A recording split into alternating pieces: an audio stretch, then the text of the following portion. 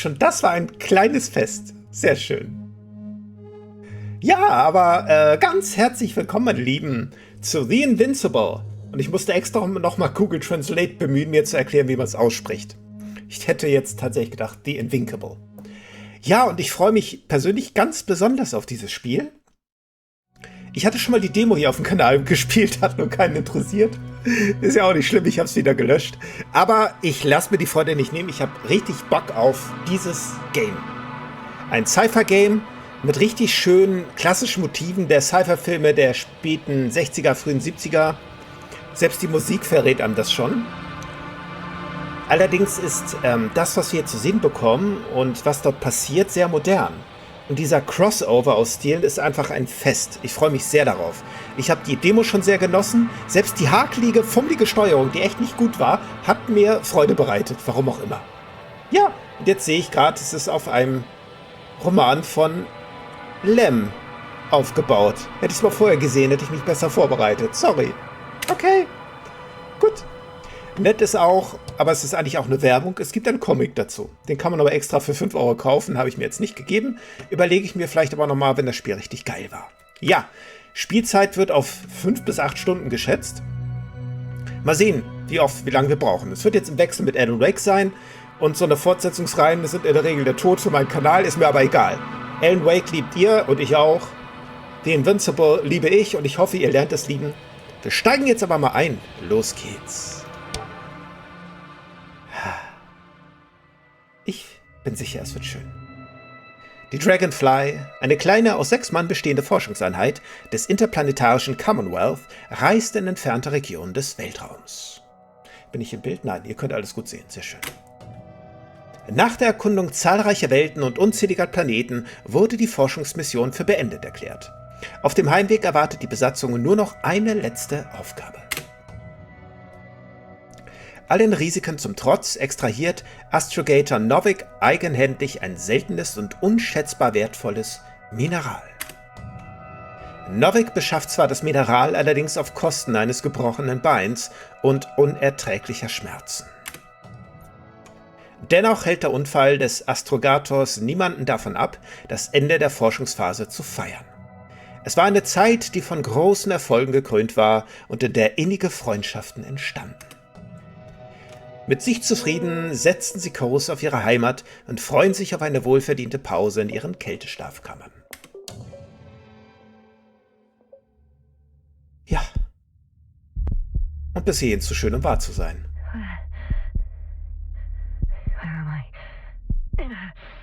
My head. Marit? Anybody? Und wir sind gefragt. Achso.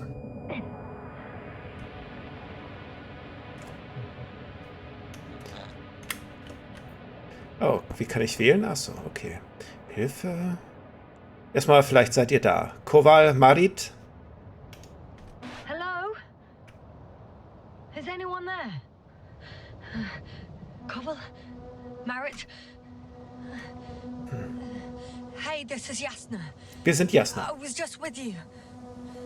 And now, I don't know where I am. Or how I got here. Interessanter Akzent. Kann ich nicht ganz zuordnen. I've got a splitting headache. Aber ich mag diese etwas raue Does anyone hear me? Stimme. Base, do you copy? Are you there? Okay, stehen wir mal auf. It's probably nothing serious. No damage to the suit or bone structure. Gut. Just Hoffen wir es. this headache. Ja, wie kann ich, was ist... Achso, mit linker Maustaste. Oh, allein dieses unpassende Orange, ich liebe es so. Es ist so schön. Ah, was haben wir hier? Sieht nicht wie die Technologie von Leuten aus, die Exoplaneten besuchen, oder? Bollocks! Ah, ich kann antworten. Ah, ich habe Zeit. Base? I heard you for a moment. My receiver's dead, but the transmitter... may still be working.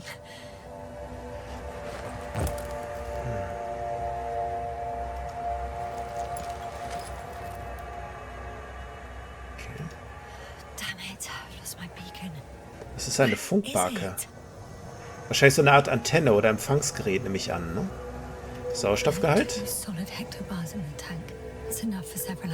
Okay, ein paar Stunden reicht's. Das klingt schon mal gut. Was haben wir hier noch? Ich dachte erst, sieht lecker aus, aber es ist eine Lampe. Nee, nicht mal. Irgendwie ein... Just like I thought. Nothing. Ha. I'm on my own. Oh, das tut mir leid. The beacon can't be detected either.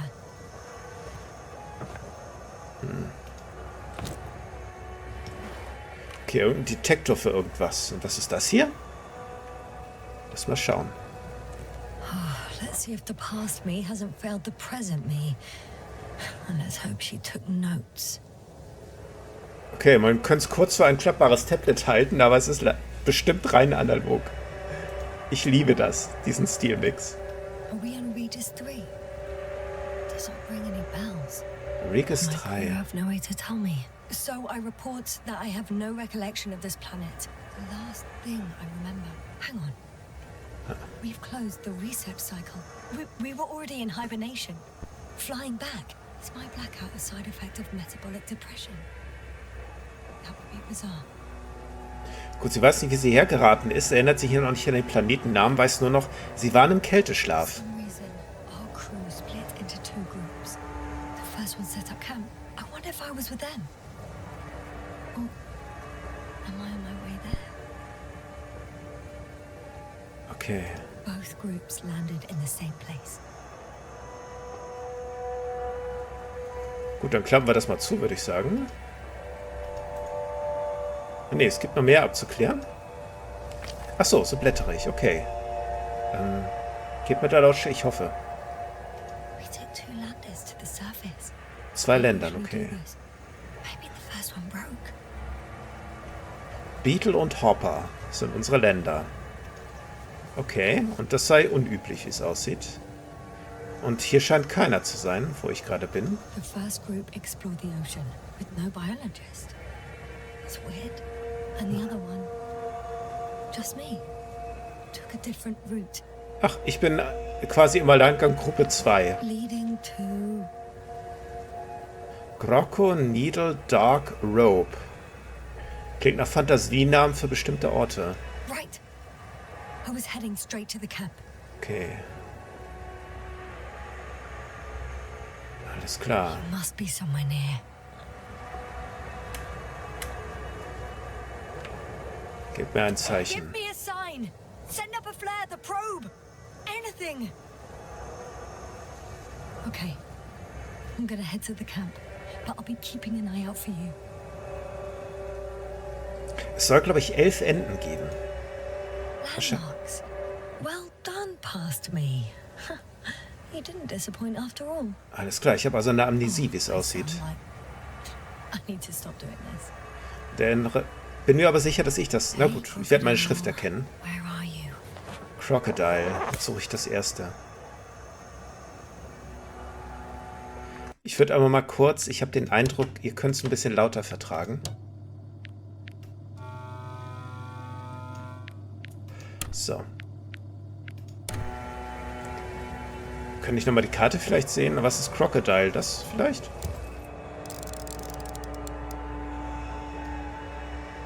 That has an interesting shape. Of a crocodile indeed. Ja. Das ist Crocodile. Was haben wir noch? We have the first one. I need one more. Crocodile. Und dann suche ich jetzt noch Dog, oder? Dog müsste ja da gewesen sein, wenn mich nicht alles... Obwohl Needle habe ich auf jeden Fall gesehen. I called Needle. Dann nehme ich Needle. Da ist nämlich Needle. Right. It resembles the eye of a needle. Okay. I report that I have established my position. Time to hit the road. Hit the road, Jack. Dann setzen wir uns mal in Bewegung.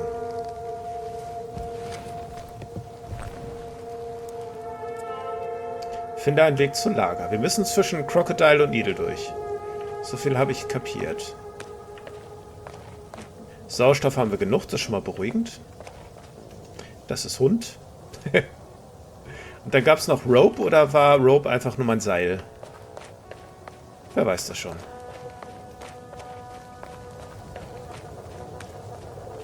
Aber schön. Schön, schön. Richtig schön Exoplaneten-Atmosphäre. Scheint niedrigere Schwerkraft, dass sich solche Gebilde überhaupt halten können. I'm in a canyon, which doesn't make it easy to navigate. I hope the data's trustworthy and you're close by. Na, mein Tracker. Oh, I have something on the tracker. I assume it's no one from the crew, so perhaps it's my beacon.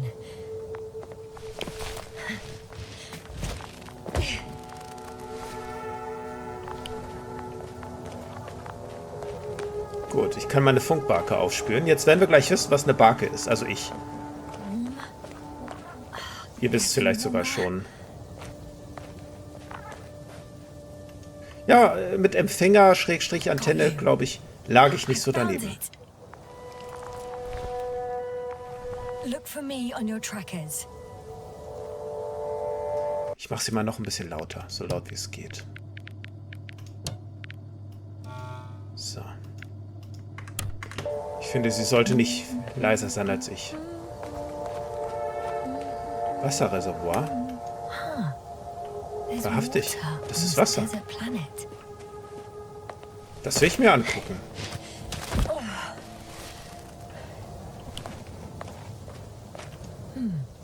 Another liquid that did not allow the biocenosis to form. Won't be easy to replenish drinking supplies. Not without tests. Filtration, as we all remember. Third rule. Oh, okay.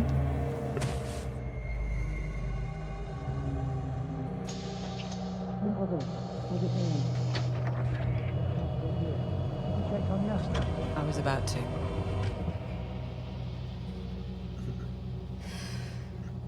Already awake. Good. Mein Verstand schläft noch. My body might be awake, but my brain is still in the fridge. I wouldn't be so sure, my dear. Clearly your sense of humor was first awake. Now, try to get up. Slowly. Dr. Gorski doesn't look so well. How are you holding up, Gorski? Don't get up just yet. Is it really so hard for you to remember a couple of simple rules? I have to stretch my legs.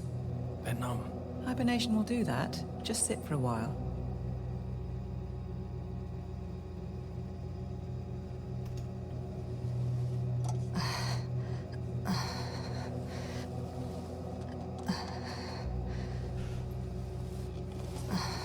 Here, take it and remember the third rule.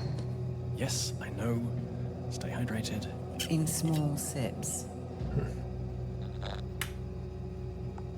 Always the first one to get up. I don't know how you do it, Merritt. It's a matter of habit. After so many cycles of cryogenic sleep, one either gets used to it or becomes a tortoise. Okay. Gut, sie ist die Harte im Can Trupp. you help me here? Sure, I'm coming.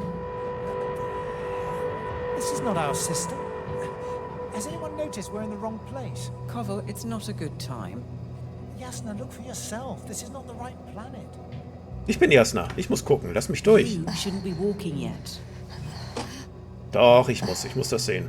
Koval, could you stop it? I'm telling you, we woke up in the wrong place. Yes, we heard you. Enough of this, Yasna. Crew, Astrogator. debating chamber in 15 minutes. This can't be good. Guess we'll find out. But first, here, hold on to it and remember. Stay hydrated. Immer gut trinken. Okay, mit der Flüssigkeit selber soll ich offenbar nichts machen. Ich finde das super spannend, dass es eventuell kein Wasser ist. Was könnte das sein? Wie warm ist es hier? Wie kalt ist es hier? Keine Ahnung. I think I see our ship. You're not leaving without me, are you? Ich hoffe nicht. Ich finde das voll aufregend. Oh, schön. Ich mag sowas. Ich hoffe, das kommt dann auch mal in richtig geil VR. So fremde Planeten besuchen mit durchdachter Physik.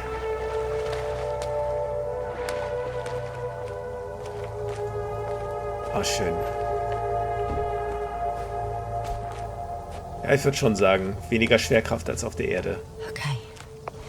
Moving on. Grafik ist jetzt nicht endgeil, aber es ist sehr schön gestaltet und atmosphärisch. So, wo war jetzt, das war Krokodil, das war Nadel, hier muss ich irgendwie durch. Der direkte Weg geht nicht, also Sandsturm? Das ist eine schlechte Nachricht, oder? Da geht's ganz schön tief runter. Ach, da. I found a way out of the valley, leading more or less towards the camp. Okay, aber bevor ich da lang gehe, will ich mich hier ein bisschen umschauen. Das kann ich hier nicht einfach unbesehen zurücklassen. Hier ist wieder mein Büchlein. Sehr schön.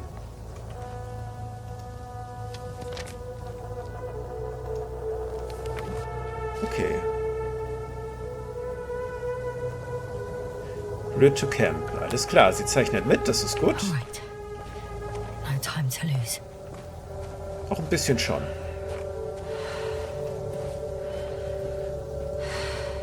Hier ist auch ein Weg, der führt mich allerdings höchstwahrscheinlich woanders hin. Wir können ja mal gucken, oder? Gucken kann man doch mal. Das finde ich auch faszinierend auf dem Mars. Da gibt es ja auch solche schroffen, geraden Abbrüche an Gestein. Time to go. Was wohl... Naja, es wurde nicht mit künstlichen Erzeugnissen verwechselt, aber man könnte es leicht damit verwechseln, dass das jemand absichtsvoll getan hat, aber das kann tatsächlich passieren, solche Abbrüche, solche glatten. Was haben wir hier?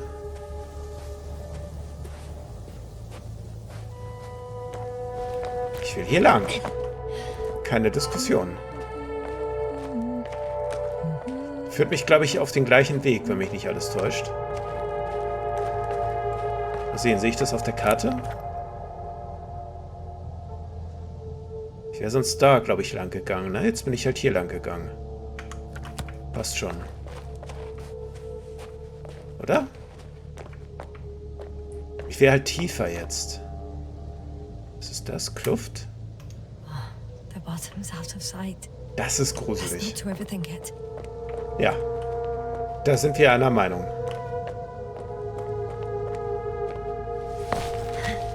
Nicht drüber nachdenken.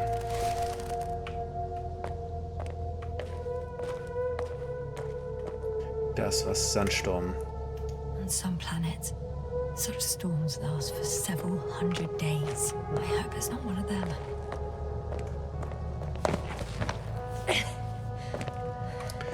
Interessant ist der türkisblaue Himmel. Wenn ich mal Ahnung hätte, wüsste ich schon, was das heißt zur Atmosphäre. Vulkanisches Gebiet. If this area is volcanically active, ash outbursts and extreme temperature changes may explain the extinction of local fauna and flora. Damit hat sie... Just too idyllic. Hat There's sie no dust in the air. The sky is clear and the soil looks like laterite to me. Perhaps not highly fertile, but not entirely barren. Was lässt sie annehmen, dass es hier mal sowas wie Fauna und Flora gab? So weit sind wir doch, glaube ich, noch nicht. Aber da finde ich gerade im Hintergrund sehr interessant, was wir am Himmel sehen. Was sehen wir da? Das ist ein Planet. Sind wir auf einem Mond? Und das ist noch ein anderer Mond? Entfernungsmesser.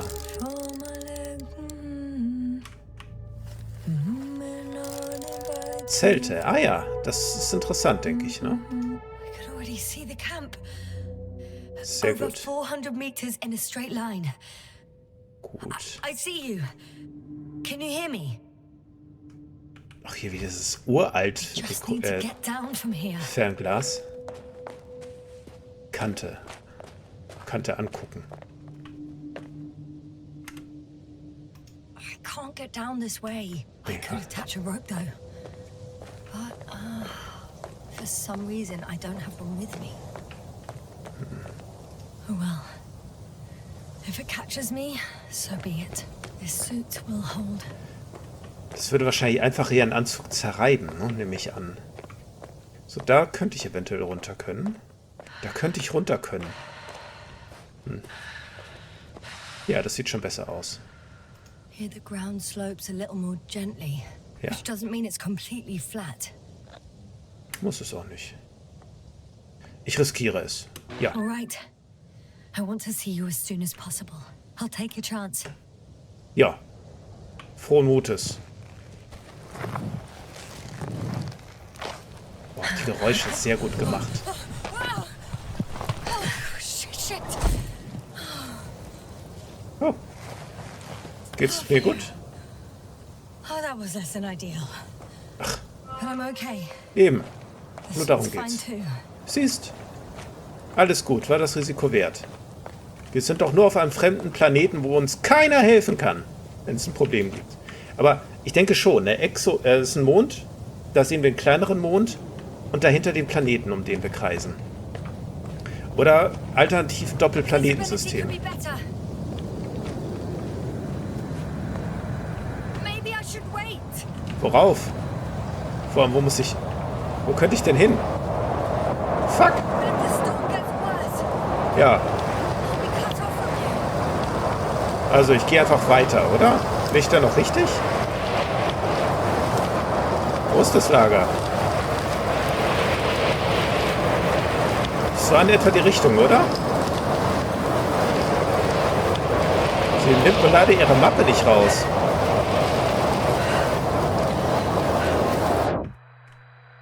Das war, glaube ich, falsch. Oder? Was passiert jetzt?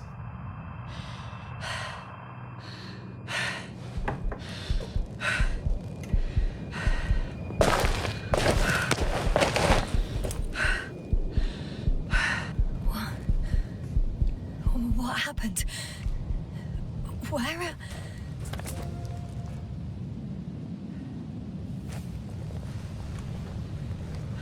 Wo bin ich? Das ist die Sonne. Der Stern. Das hier ist das Lager. I'm much closer to my destination. I must have walked for some time. Ja. Wir waren gut. I don't remember it. Das ist nicht so gut. Did I black out again? Scheint so, dich hat's umgehauen. Aber das hast du gut gemacht. Gut, die Landschaft hat sich möglicherweise auch die Verwehung jetzt sehr geändert.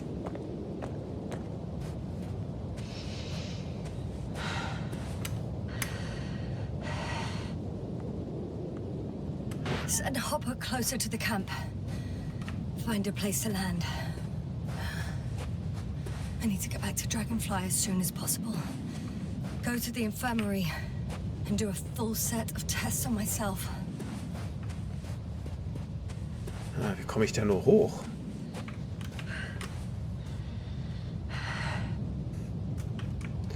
Mal sehen, vielleicht ergibt sich was auf dem Weg dorthin. So ist hier zum Beispiel Stufen. Natürliche Stufen. Ja. Sieht ganz gut aus. Ich kann übrigens nicht springen. Ne? Nicht, dass ich es nicht versucht hätte. Aber ist nicht so vorgesehen.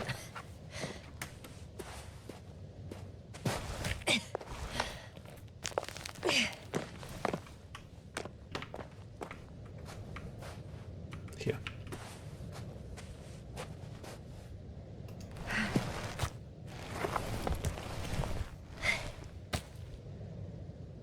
Mhm. Ach so. Gut.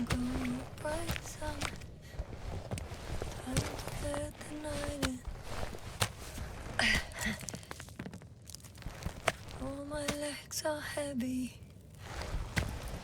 The film is not inviting. Legs become too heavy. Hands become too weary. Down you go. I Hoho. that's scary. Und ein anderer. Das ist alles so dicht dran. Seltsam. Regis III satellite. Warum sind die so dicht beieinander? Und ist das gut so?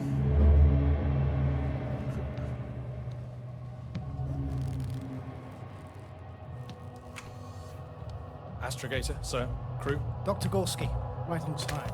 Any updates? We have a set of data from the near-surface probe. Great.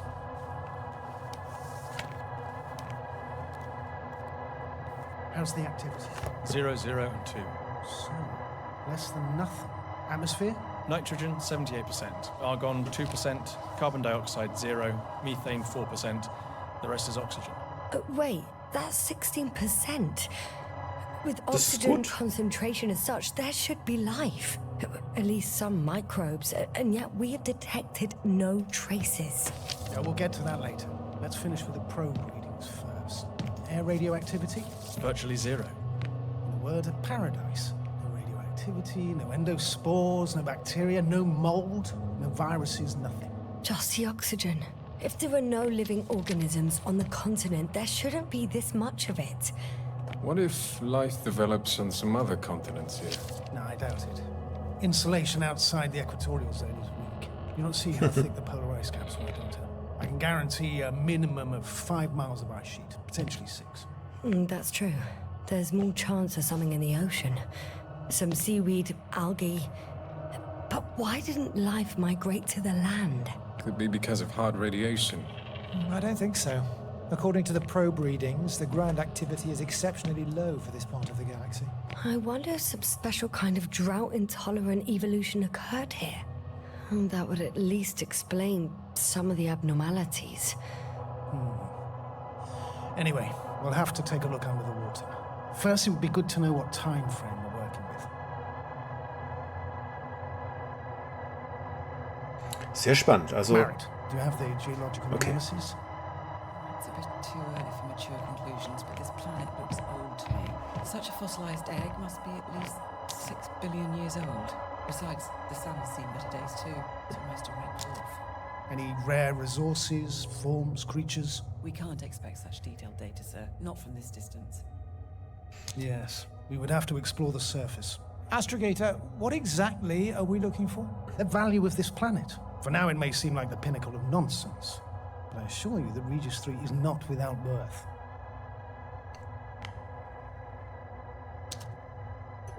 With all due respect, Astrogator, I have the impression you're not telling us everything. As always, Dr. Koval, your instincts are correct. Please forgive my reticence. My goal was to maintain unimpeded research neutrality. There is indeed a very important factor of interest in this planet. The Alliance. The Alliance? The Alliance? Correct. What do they have to do with it? Well, they've sent their most powerful unit here.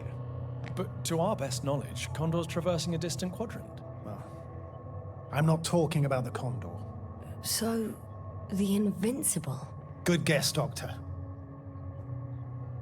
A steel behemoth with the power to produce billions of kilowatts in a split second, converting it into energy fields that no material body can penetrate, concentrating it into destructive rays as hot as stars that can reduce a mountain range to dust or evaporate an ocean, together with its crew of almost 100 men, professionals that are neither better nor worse than us. Well, I dare to say we're better trained, Astrogator. They are, however, unquestionable masters of propaganda. I know that some accomplishments they brag about are very much far-fetched, but the capabilities of the Invincible are not subject to doubt. And we as the scientific body should sever ourselves from the emotional and symbolic facade. In other words, we cannot ignore facts just because we don't like them, Mr. Koval. All right, but where do we stand in all this, together with our, may I say, not quite as numerous staff? Despite our modest forces, we still have a chance to gain a critical advantage over the Alliance, while avoiding confrontation. Okay, and how would we do that? Simple. We leave this planet before the Invincible arrives here. Which is when, exactly?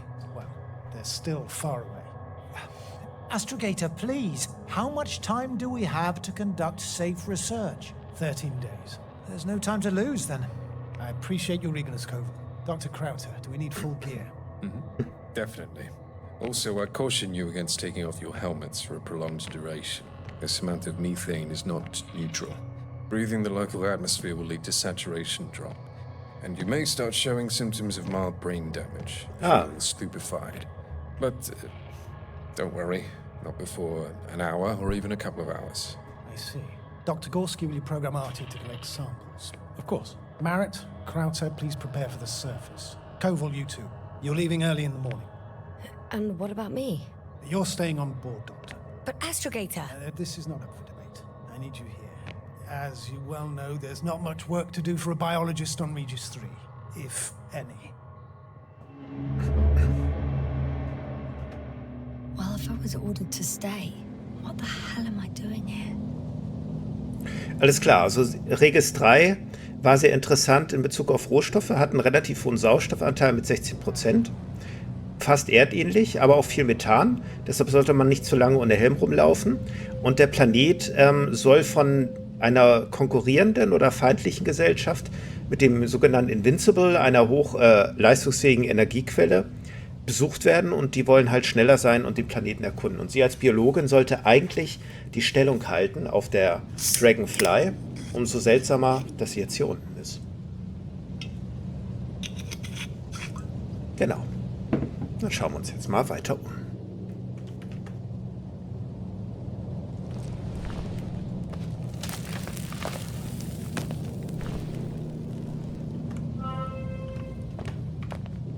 Warte mal, habe ich da jemanden gesehen? Nein. Das war eher so eine Flagge, ne?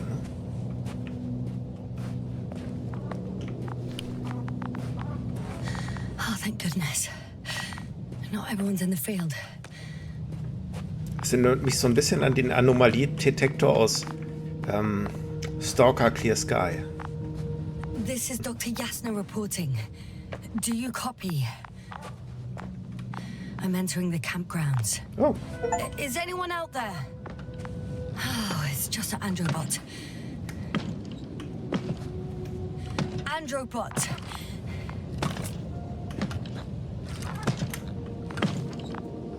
Androbot, follow my instructions.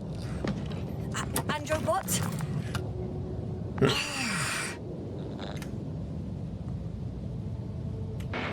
I'm reporting a robot malfunction. No response to voice commands. Cause unknown. Auch wieder ein herrliches Design, ne? Herrlich.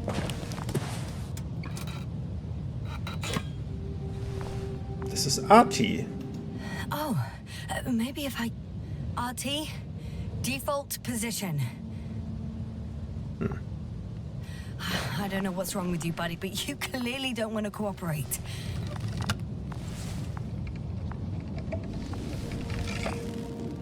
Artie, was ist los? Probieren wir es nochmal. Nicht, dass er uns jetzt kneift oder zuschlägt. Tja. Gut, Artie, ich wünsche dir eine gute Zeit.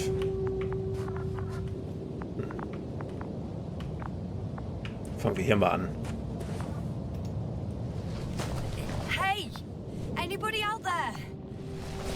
It's Dr. Yasna! Das sind wir.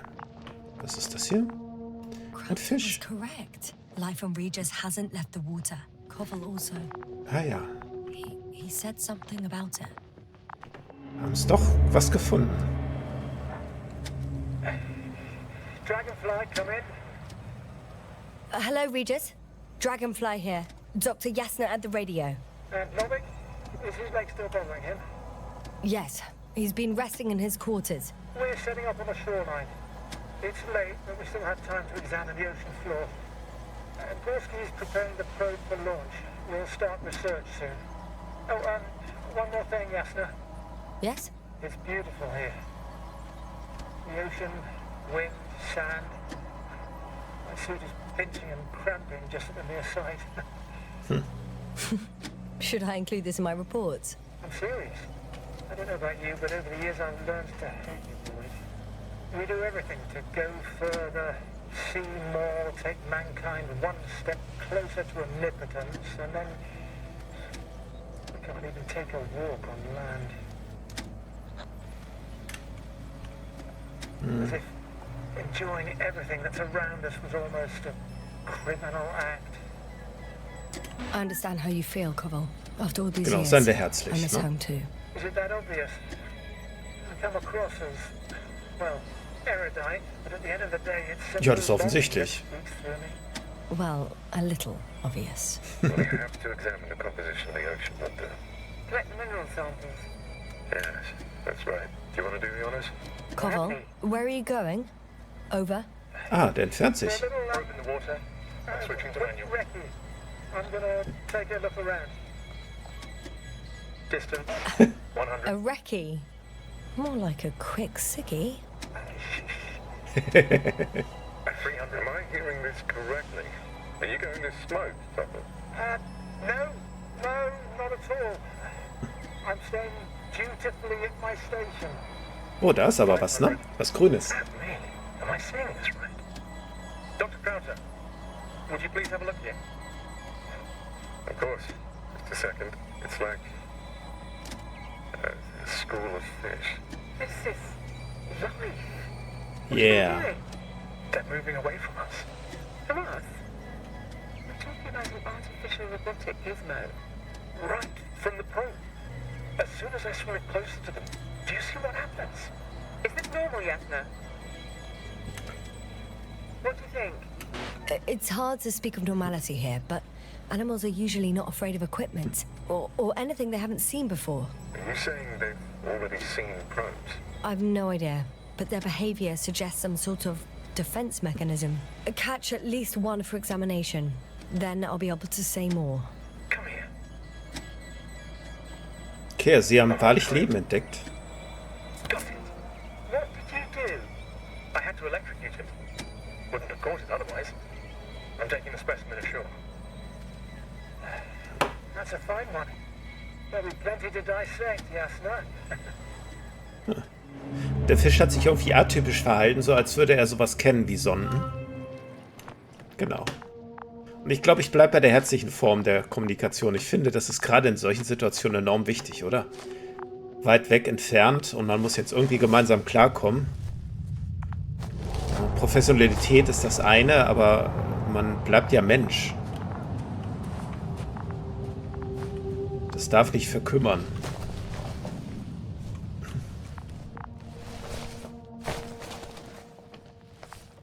Hello?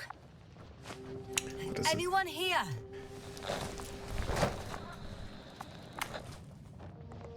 wen soll ich rufen? Marit? Marit! Die war so It's abgeklärt. Yasna. I came for you. Keine Antwort. Dann war es wohl nicht Marit. Gut. Aber da war noch was auf der anderen Seite. Und durch die Demo weiß ich auch schon, was da ist. Bin jetzt nicht so überraschend zugegeben. Will aber nichts sagen. Dr. Crowther. Didn't you hear me earlier? Doctor. Is everything all right? Er sollte seinen Helm mal zumachen. Doctor, please. Look at me. Ja. Kohlenmonoxidvergiftung wahrscheinlich. A report that I've located Dr. Crowther. He's in bad shape. I'm gonna examine him now. Ja, besser ist das.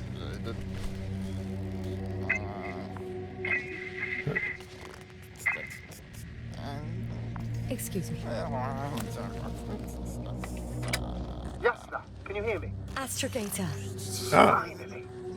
I've been listening to you for 2 hours now. My receiver is dead. No need to explain yourself, Doctor. I know everything. The transmitter was still working, so I heard your reports. Glad you didn't lose your head. Wait, please. I need to reconnect. ja, er braucht es, glaube ich, nicht mehr. Oder zurzeit nicht. Testing 1, 2, 3. Copy you, Doctor. Loud and clear, but to the point. As I understand it, there's only Dr. Crowther at the camp, and he's not well. What Yeah. happened to him? I was just about to examine him. Dr. Crowther, please don't be startled. I need to take your hand. Temperature normal. Pulse 2. Ach, diese Analoganzeigen, O2 herrlich. saturation is fine. There's nothing physically wrong with the doctor.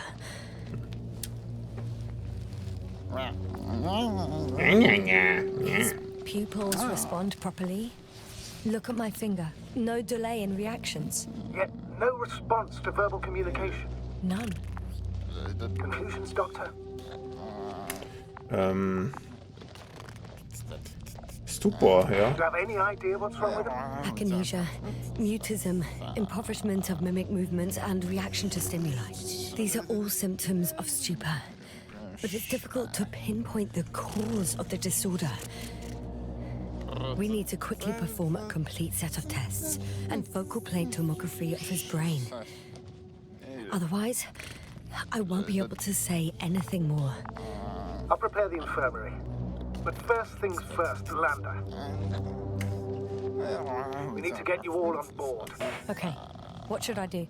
Please look for the mission log. It should include crucial data about the crew's activities. We have 3 more people to find. You Das still need stimmt. to designate a place for the landing. Finde das Missionsprotokoll. Da geht's wieder raus, ne? Schaue ich nochmal nach. Denn mehr Zelte waren es. Doch, ein Zelt gab es da noch. Da kam ich aber nicht rein. Ich schaue hier nochmal nach. Hier, ist es das? Von Dr. Crowther zumindest. Eine erste Analyse der Proben ergab eine Zusammensetzung aus Nickel, Eisen, Mangan, Beryllium und Titan. Ich wüsste zu gern, was das ist. Ich tippe auf einen riesigen Meteor aus Nickel und Eisen, der vor Millionen von Jahren in die Atmosphäre von Regis III eingedrungen ist und alles zum Schmelzen gebracht hat. Nein, warte, vergiss es. Die Form der Strukturen spricht eine andere Sprache. Not a mission log, but it will do. Dr. Crowther kept records. Meticulous as always. What's in there? Dr. Gorski has moved away from the research sector to the west. Ah, that's right. You followed those deposits of metal. The most important thing is probably the landing coordinates. BA 2316. Noting. 360. Excellent. I'm uploading the data. Starting calibration.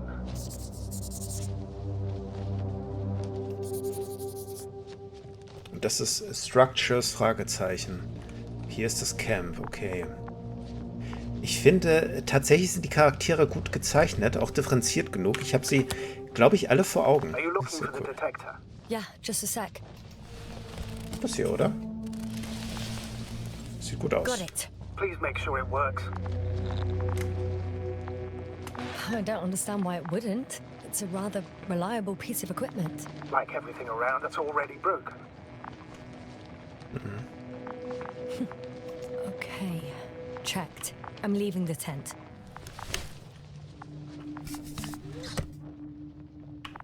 Gut.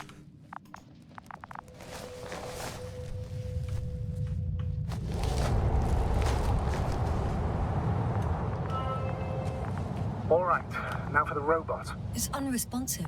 Yes, I know. I'm currently trying to establish a connection. Can I help somehow? You must look for the others, Doctor. I'll take care of this myself. Get the tin head back on its feet remotely. And secure Crowther. I have everything I need. Just... Is something wrong with the connection, sir? It's not working. I'm not sure why. There's a relay transmitter in the camp, so the signal should be strong enough. A relay? Yasna, what are you up to? One sec. I'm looking for it. What about the rest of the crew? You gonna make them wait? Right, the others. Have no time to lose. Exactly. Okay. All right, you tin bastard. One more time. Gut, dann musste ich jetzt eigentlich hier nach Dings schauen.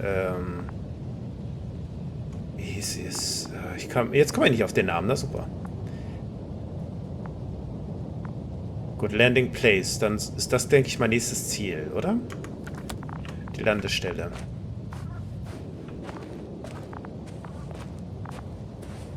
Was wurde hier gemacht? Und wie kriege ich meinen... Ich müsste mal die Steuerung schauen. Ich habe doch jetzt schon mehrere Hilfsmittel. Wie kann ich die aufrufen? Tracker ist T, Entfernungsmesser, Detektor ist R. Gut. Das ist wahrscheinlich Crowd, ne?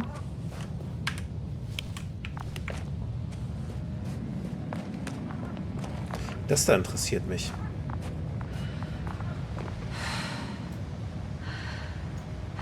Macht da aber nichts draus. Kann ich eigentlich mit der Kiste irgendwas machen? Nein. Yasna, focus. What now? Ja, ich würde sagen, da durch. Es sei denn, dort gibt es auch noch einen Weg. Da müsste ich nochmal mich umentscheiden. Aha, okay. Ich will trotzdem den hier nehmen. Ja, ist eigentlich egal welchen. Ne?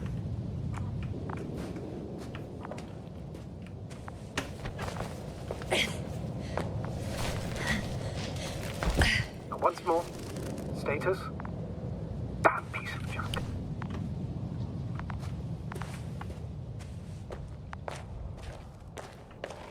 Hier habe ich noch kein Signal.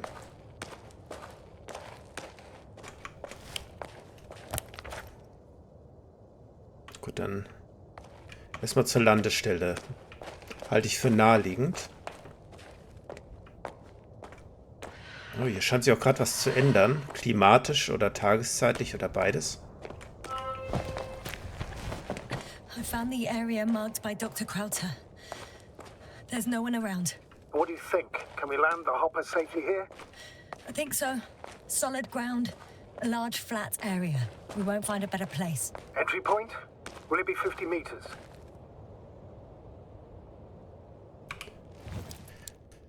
Air accessibility is paramount. Yes, it's relatively clean. You can send Hopper, sir. Okay. Wahnsinn. Ich meine, es ist nur Gestein, zugegeben, aber ich finde es super faszinierend. Geräuschkulisse auch absolut passend. I recognize the rocks drawn by Krauter. They shouldn't pose a problem when landing. But the doctor marked a waypoint. I don't recall... It's just a sketch. No markings. Well, if so, we should do it. What would you call them? Titan. I'll call them Titans. Has a nice ring to it. Noted. Finde ich gut. Ja, Titan passt. Da ist was Interessantes. Feldflagge. Oh, damn! I seem to have gone too far. I can see the field markings that Dr. Gorski left behind, and haven't found anyone yet. They all may have left the area as well. But before you move on, make sure to check the whole perimeter. As long as I'm here, let's see if I can spot someone in the distance. Right.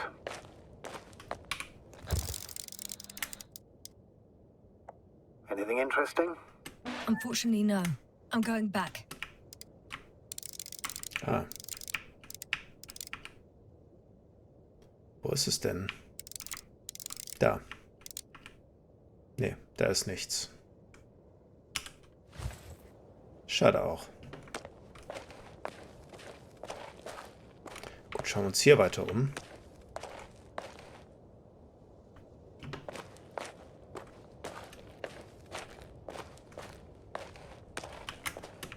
Hier kann ich nicht lang.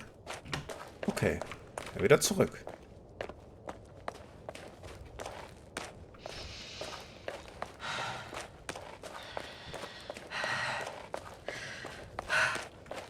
Okay, bergab kam ich tatsächlich auch schneller voran.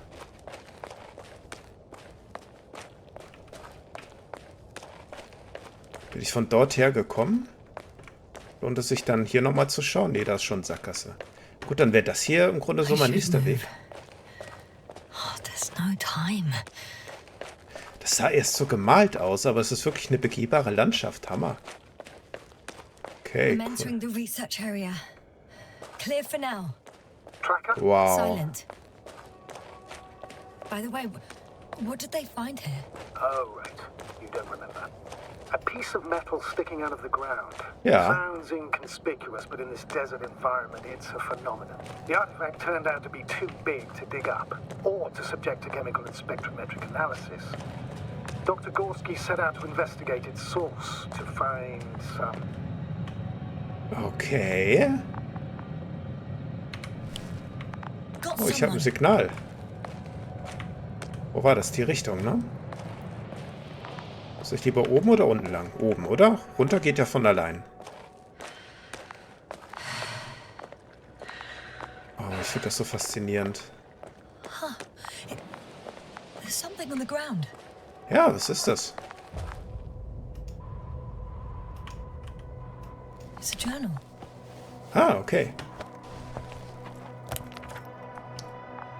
Geological cross-section.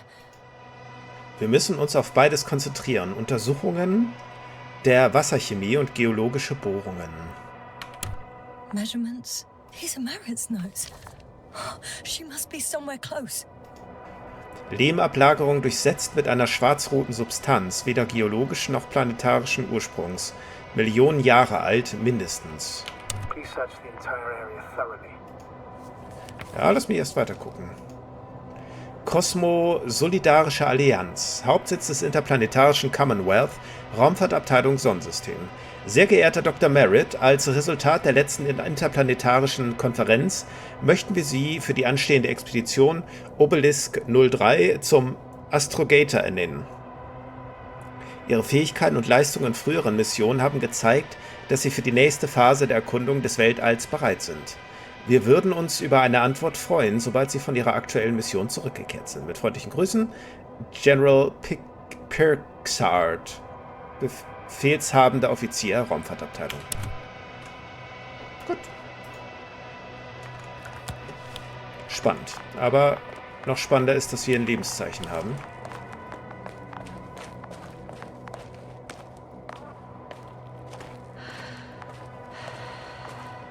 Kann ich hier hoch? Ja.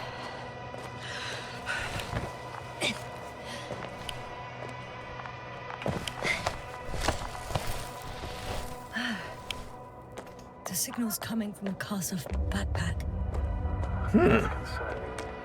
I'm close, but I can't see her. Oh. She's here. I found her. What's her condition? Marit, wake up. Marit, wake up. Oh, bewegt sie Do you sich? hear me? Dr. Merritt? No vital functions. What's I going need on? to... Ah, shit. 1, 2, 3. Come on. Bringt das was? Nothing. 1, 2. Ich werde nicht aufgeben. Don't do this to me, Marit. Don't. Please. Live, damn it. Marit.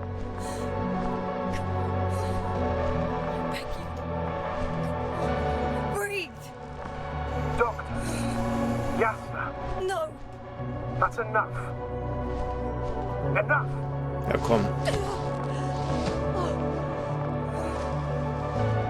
Marit.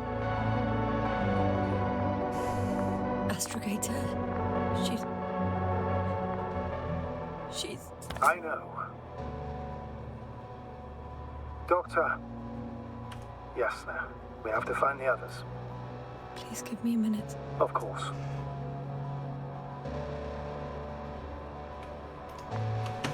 Everything will be fine. All fine.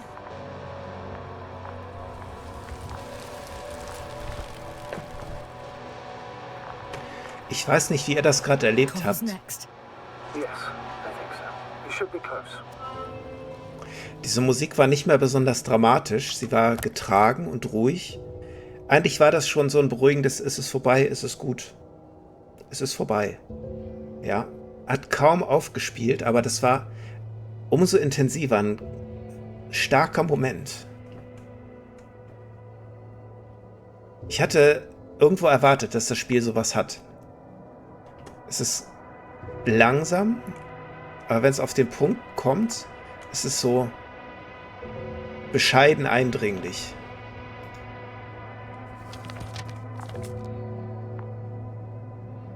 Was haben wir hier?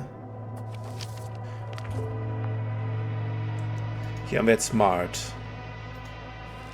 Und der Landeplatz, da war nichts. Hier komme ich her.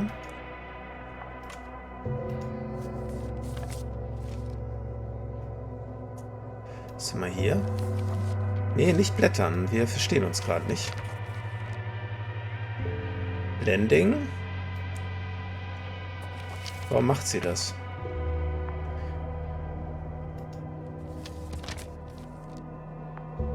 Okay, ich werde einfach die Ausgrabungsstätte weiter absuchen. Wahrscheinlich habe ich hier einfach noch keinen neuen Wegpunkt. Ich habe ja noch gar nicht alles gesehen.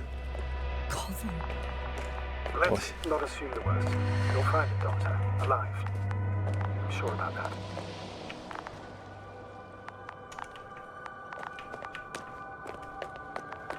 Koval war der neben mir saß, ne? Also zu ihrer Linken während der Besprechung.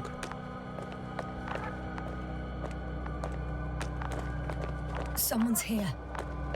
Oh ja, neues Signal.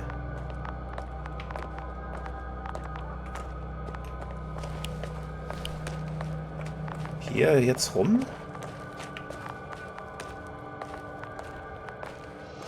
Okay, ich habe jetzt einen, der Gaga ist und eine, die gestorben ist. Es wäre mal cool, jemanden Lebenden zu finden. Oh, es sieht nicht gut aus. Yasna, status. Yasna. Ach du Scheiße. Koval, he's also to me. Oh. Ah. You're alive. Did you hear that, sir? Koval's alive. I didn't doubt it for a second, Doctor. What's his current state? Checking. Parameters normal, yet he's completely unresponsive. Oh, wie Crowther. Koval? Koval? Sieht auch eher aus als... Ja, leer. So empty. Just like Crowther's. Koval, what the hell is wrong with you? Are all the symptoms the same as Dr. Crowther's? Ja. He's calm. Calmer. Well, at least he's alive. Now listen to me, Yasna. The lander is on its way, but before you get Dr. Koval on board, I want you to do something. Yasna, Fehlt nicht noch jemand? I'm listening. Please look around for his journal. It's everywhere. In pieces. Not good. Koval was in radio contact with Dr. Gorski. Taking notes. That's exactly why it's so important. These notes may help us find our man. Ich hoffe, dass da I'll noch go was... over them, but it may take a while. Ach, er hatte auch die Zeichnung gemacht. Er war das. Have you found it? No, it's nothing about Dr. Gorski. Nee, er hat sie gemalt. Was sie wohl mit dem Fisch tun wird. Found them. Surprisingly accurate. He wrote down Gorski's every step. Great. Let's get Koval to the evacuation area. Can you carry him, Doctor? Won't be pretty hard in 1G. But the gravity here should make things a tad easier.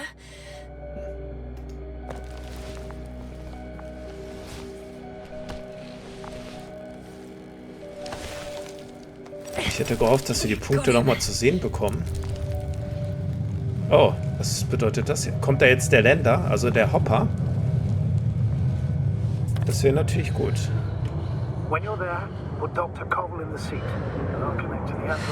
Ah, zurück zu den Titanen. Haven't you rebooted yet? Not quite. But it will work now.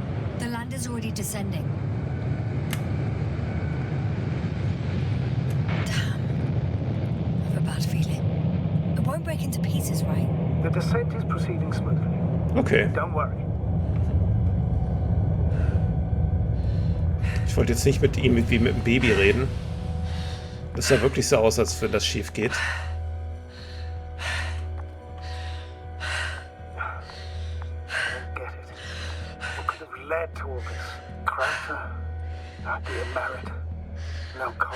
An unprecedented degradation of equipment, current connectivity issues. It all has to be related somehow. On the other hand, how could it be? There's not much on this planet. Primitive life forms in the ocean, metal deposits in the ground. Although the latter got Dr. Gorski's interest for some reason. Der fehlt noch, Dr. Gorski, ne? It's crazy how everything's falling apart here. I don't know. Maybe we're dealing with some kind of anomaly. An atmospheric or magnetic phenomenon. Auch Wasn't diese... something like that show on the charts? All So- those measurements Gorski took? I remember. Maybe he made a mistake. Dieses anachronistische Landekapsel, unglaublich. Das ist schön. Und aber die wirklich ernste Geschichte. Ne? Also es ist ganz toll. Ganz tolle Komposition an Elementen. So, und jetzt müssen wir noch Crowther herholen, finde ich.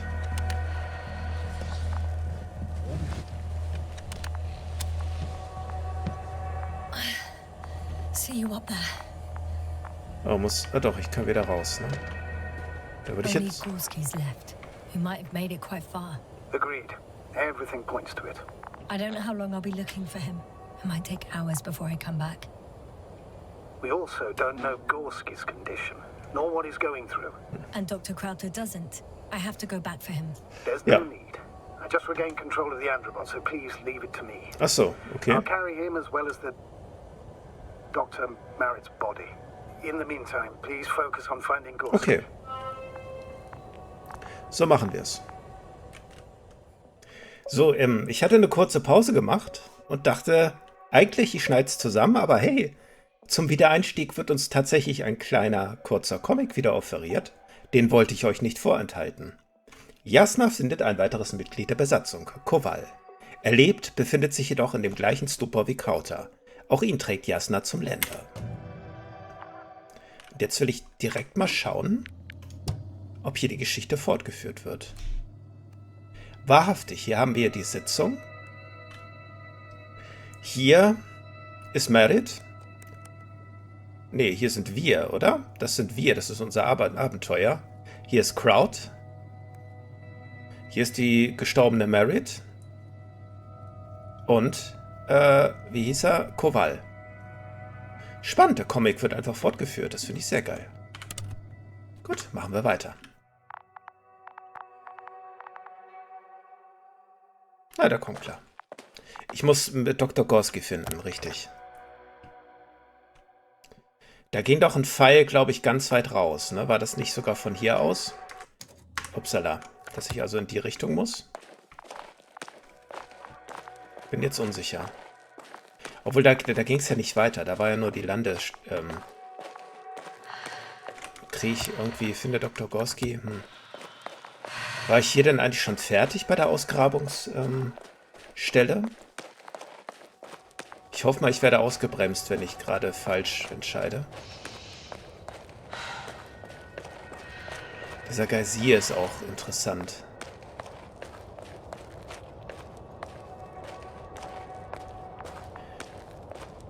Ich glaube, es ist zumindest kein Fehler, sich hier mal so ein bisschen umzugucken. Es sieht alles sehr interessant I'm aus. still here, if you're wondering, sir. Achso, It nee. all just takes longer than expected. I know Yeah. the situation. No need to explain yourself, Doctor. We're in this together. Da hatten wir hier Kowal gefunden und ich kenne das im Grunde schon. Ja, wahrscheinlich, ne? Aber das möchte ich mir noch ansehen.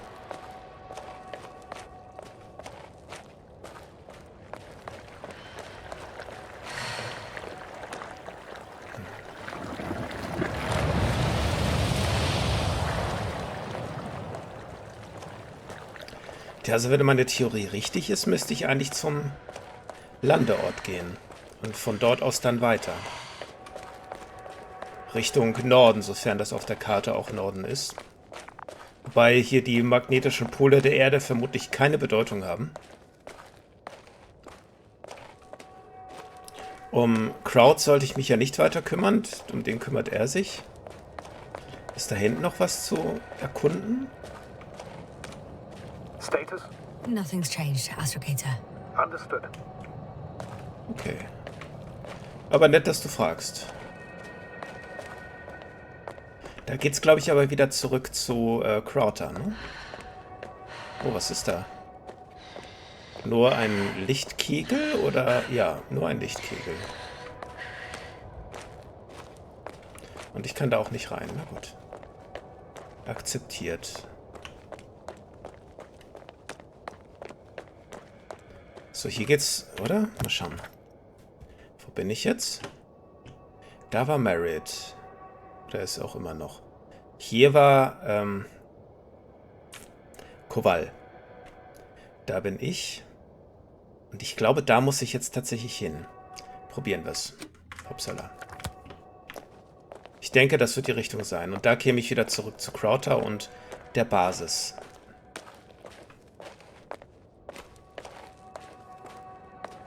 Status? Oder den Camp. Well, nothing really.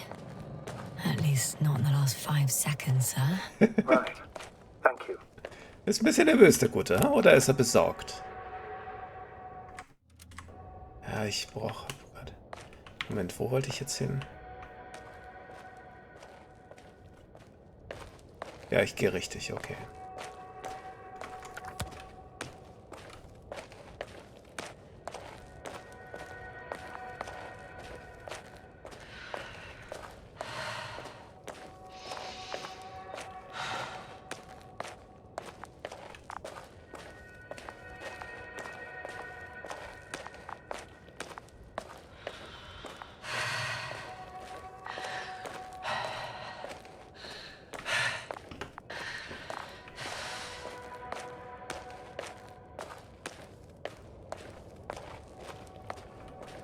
Aber hier kann ich gar nicht weiter, oder?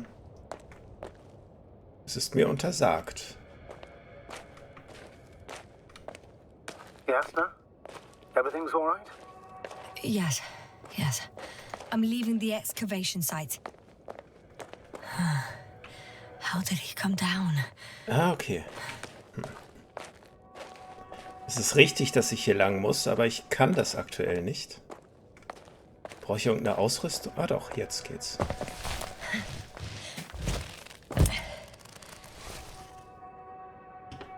Okay.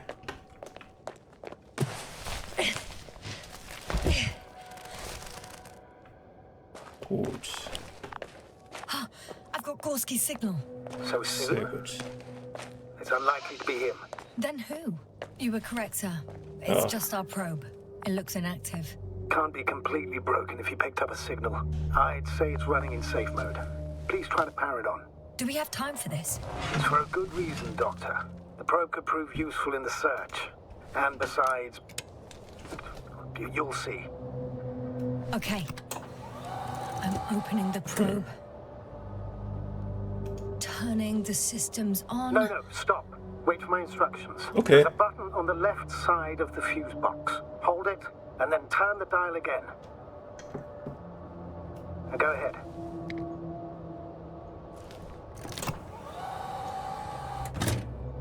Slide Okay. records. Correct. I didn't know we had access to them. You couldn't have known. This is not standard procedure. But as they say, extremis malice, extrema remedia. Let's take a look. Das heißt, glaube ich, so viel wie extreme Bedingungen erfordern extreme Maßnahmen, ne? Konnte es nicht schnell genug sehen. Oh, sogar sehr viele davon.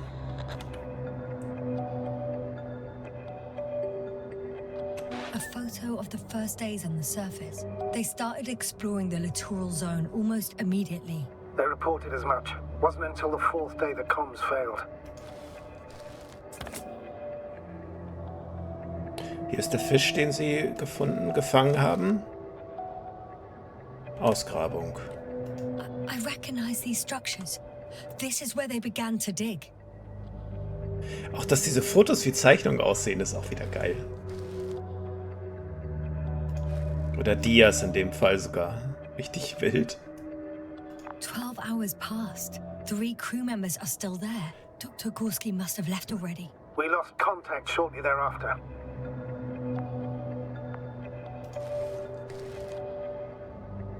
The probe followed him, and he followed the detector's readings. Going after those metal structures. Yes, that's what I meant. What's next?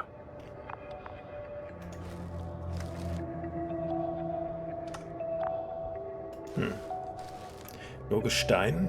Geräusch? Slide. There's mostly noise. Nothing in particular stands out to you, Doctor? They were digging and suddenly, poof, people are dead? No need to shout, Astrogator. I'm just letting you know what I see. That's Neues all. Rauschen.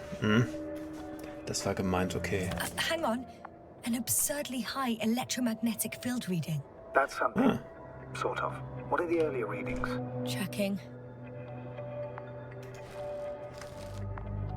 Still high in the slide just before. And earlier, quite normal. Okay.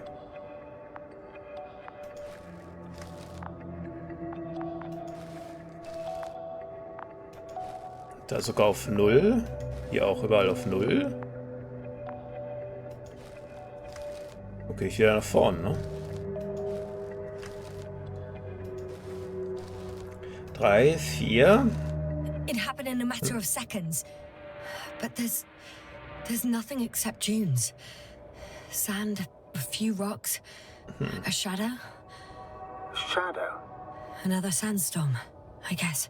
Ach, das hier, All right, ja. Doctor. Let's move on. You may turn on the fuses now. We'll take the probe with us. Alles klar.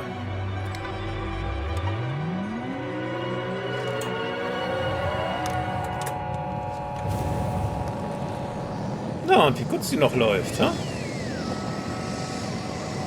Good. I've got it on my radar. Now I can give commands to the probe. And? What do you see? Is it working correctly? If you run it on manual steering, sir, then it works just fine. That's exactly what I'm doing. You have a keen eye. I'll put it in auto mode. From now on, it will follow you, Doctor. Ah, gut. Oh, it'd be nice to have some company. I mean, apart from yours, sir. 1 second. That's odd. There's no data in the probe's memory. No ID, no nothing. Do you want to give it a new ID? Name it, basically. After all, it'll be with you for a while. So, what's it going to be? Warum nicht? Huh. A name for the teleprobe. All right. I can think of something. Copy that. I'm listening. Biene, Bolly oder Luna? Luna. Luna mag ich. Please enter Luna. L-U-N-A. Done. Now, a few more tweaks, and you'll have a flying measurement center at your disposal. Perfekt.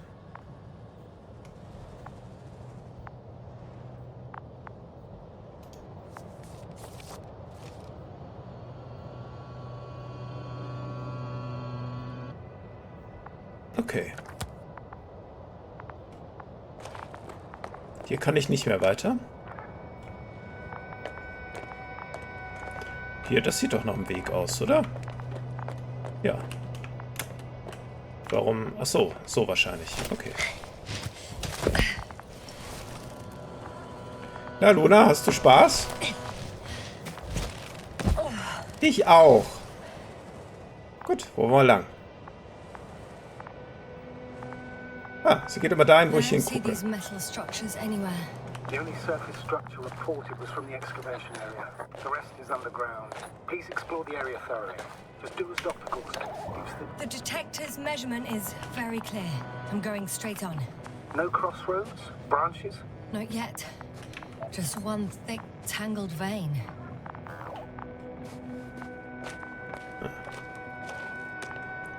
Wonach suche ich denn genau?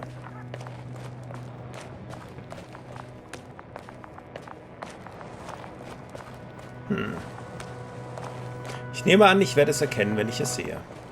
Hallo, Luna. Peng, peng, ich bin wieder 8. War ich noch so mit 8? Ich weiß es gar nicht mehr.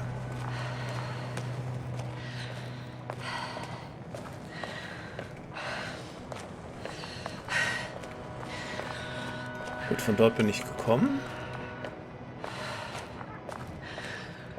Oh, was ist das hier? Das ist doch eine Struktur im Boden. Ging es darum, um diese Ader? Ah, da sind wieder welche. This mission drags on so much. Sometimes I think you're going to take off without me, sir. Don't count on it, Doctor. I'm not going anywhere. The probe detected something. I see that in the readings. What is it exactly? Well, the structure from the notes, it fits the description perfectly. Well done, Luna. I knew I could count on you. Well, we didn't bring it to the surface for no reason. Even in the first stage procedure. And now I'm going to apply for my own. As soon as you find Dr. Gorski, I'll see to it myself. Vielen Dank. Right. How about that point? What does it look like? Okay, aber hier geht's noch weiter, ne? Wo ist Luna? Luna? Ah, da. Gut. Nee, hier hört's auf. Oder? Nee, da geht's wieder weiter.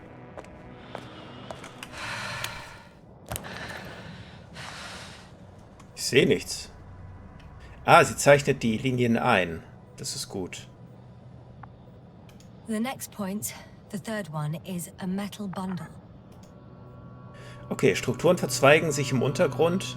Überprüfung des rechten Ausläufer. Riesige vertikale Struktur. Sie ragt über die Oberfläche. Wassertank, unterirdische Strukturen. Die bislang größte am Punkt 4, 150 Meter im Berg markiert.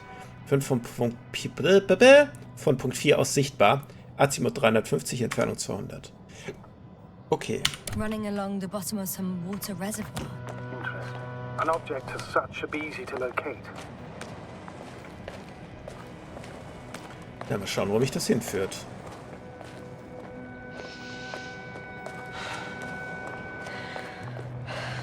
Hey, Luna.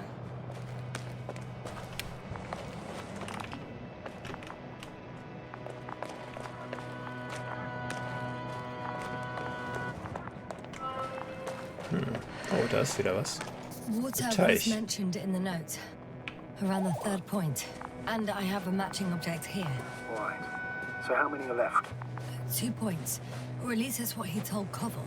What he did next, it's hard to assess. Well, the battery and the detector last for only a few hours, so he couldn't have gone much further.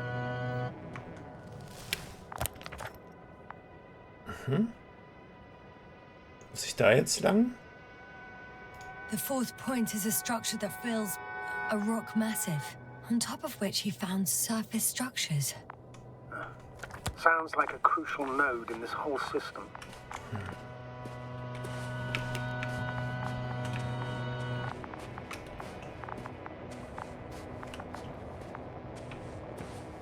Tja. Hier? Nee, hier hört's auf. Oder auch nicht. Was ist das hier?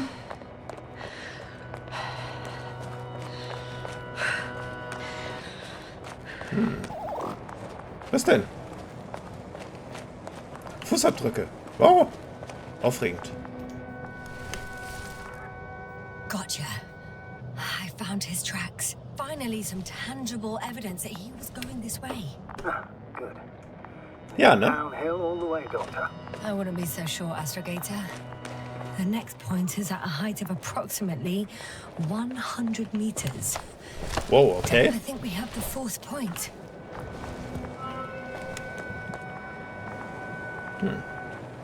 Oh. Lava?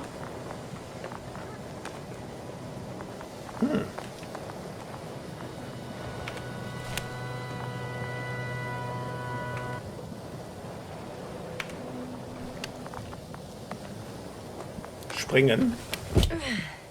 Aber es ist echt übel, ne? Wenn du an diesem Punkt irgendwo einen Fehler machst, dir kann einfach keiner helfen. Das ist...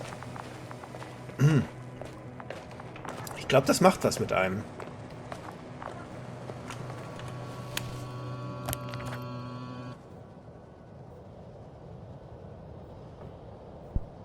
Ja, ich glaube, da sollte ich mal lang.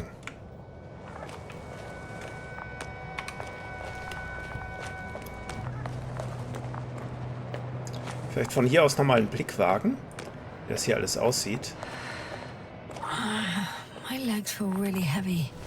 Give yourself a moment to rest, Doctor. You certainly deserve it. Finde ich auch. aber wir wollen ja wissen, wie es weitergeht. Und sie hat Sauerstoff für ein paar Stunden. Wollen es daher auch nicht übertreiben.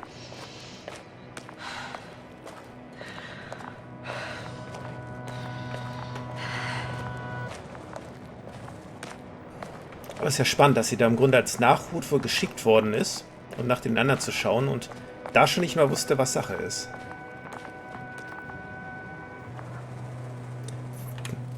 Da blicke ich jetzt auf ein Areal, wo ich schon war, oder? Nee, tatsächlich noch nicht. Interessant. 150 Meter Höhe, ne? Davon war die Rede. Das führt beides hoch. Gucken wir mal erstmal hier.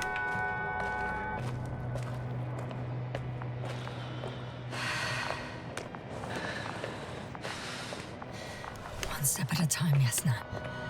Also es war sich abgerutscht. Ermüdet sie vielleicht wirklich? Wahnsinn. Das ist ein Ausblick, oder? Wahnsinn.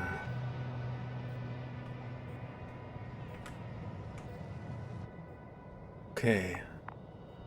Naja, was ist das? Achso. Das ist Punkt 4. Da muss ich hoch. Alles klar. I confirm. It's the fourth one.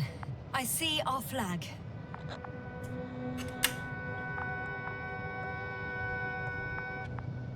What if I don't find him at all? You will.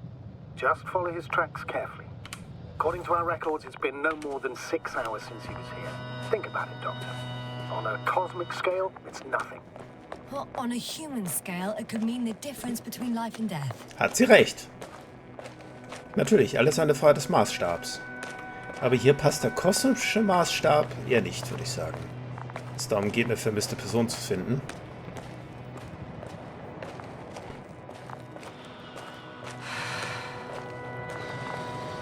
Wie komme ich da hoch? Ich hoffe, es ergibt sich wieder irgendwas.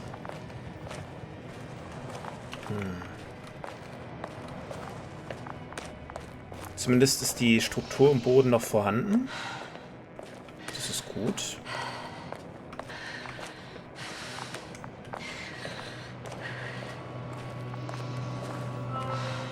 Three, two, one. The land is departing. Yes, they're on their way. So RT has transported Dr. Krauter. Affirmative. He's in the lander. Wunderbar. Gut, die beiden sind schon mal sicher. The robot didn't find him in the tent. Oh, wo dann? What's that? The doctor was already some distance from the camp. I think he was following you, Yasna. Sir, why Okay. didn't you say anything? The androbot located him quickly enough, and I thought it was pointless to worry you. Well, thank goodness he's safe now. Also Krauter ist mir nachgelaufen, okay. I've reached the top. The doctor discovered something new from here. Something he called bushes. Huh. I've heard that term before. In their conversations between Koval and Gorski. No, Yasna. You're the one who reported it to me. Right after you landed. Seriously? Well, I don't see anything like it now, sir. Wait. Koval noted down the parameters. Azimuth 350. Distance 200 meters. Copy that. I'm sending the probe. Okay.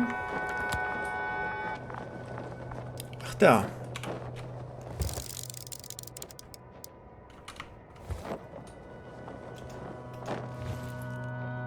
Na, wie stelle ich es ein? So.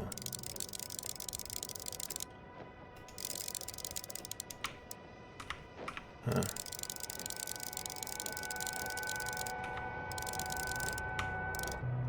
Da ist was, ja. Da bewegt sich was. Ist das die Sonde? Ist das Luna oder wer ist das? Warum kann ich es nicht einstellen? Ah, ich muss dich da ran. Schwarze Büsche, alles klar. I see the bushes. Vegetation. Hard to tell. Visibility is poor. It's gonna be harder than before. I don't know how the doctor... When it comes to finding a safe route, there won't be a problem. But you'll have to get there on your own 2 feet. I suppose a probe will carry out the first task. Habt ihr es gesehen? It's capable yet? Of course. Die Sonde war the verschwunden. environment analysis mode. The probe will calculate the best route between your location and your destination. It'll guide you along the defined path. The calculations will only take a moment. Okay. Da bin ich auch mal gespannt. Die sind auch gespitzt, ne, an ihren Enden. Das sieht schon sehr synthetisch aus, aber warum sind die dann so durch den Boden gewachsen? Oder wurden die nachträglich verschüttet? Das kann natürlich auch sein. Ich denke mal, hier wird die sichere Route nicht beginnen. Hier geht es überall nur steil bergab. Dann gehe ich schon mal ohne Rückmeldung wieder zurück. Ah, da bist du ja. Hi, Luna. Lead the way. Weiß nicht, ob das so gesund ist, eine Sonde zu vermenschlichen. I must say, Aber ich finde das hier the angemessen. device, this probe of ours. It couldn't fly for this long. Longer than you can stand on your feet. Sounds like the perfect research unit. Maybe even better than a human. Well, let's not exaggerate. Of course, I wasn't being serious. However helpful they may be, they're still just tools in the hand of man, often faulty. Hier hätte ich mich auch entscheiden können zu sagen, irgendwann ist soweit. Interessant.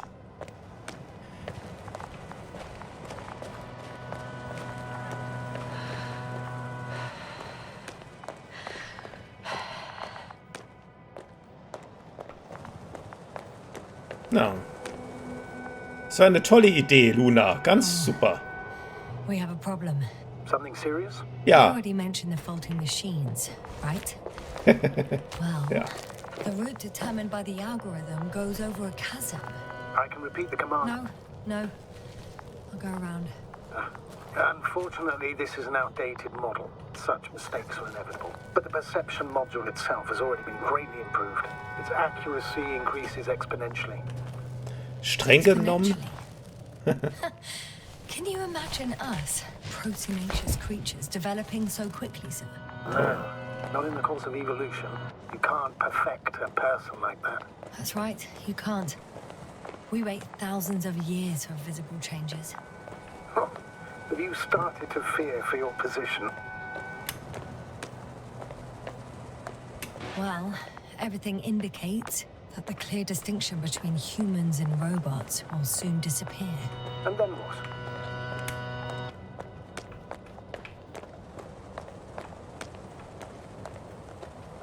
We won't be limited by our own abilities. Robots will excel in areas where we either cannot or do not want to surpass them. To put it bluntly, they will do the dirty work for us. And we'll just sit in the warm privacy of a laboratory? Send them to the other side of the universe? Yeah, that's one example.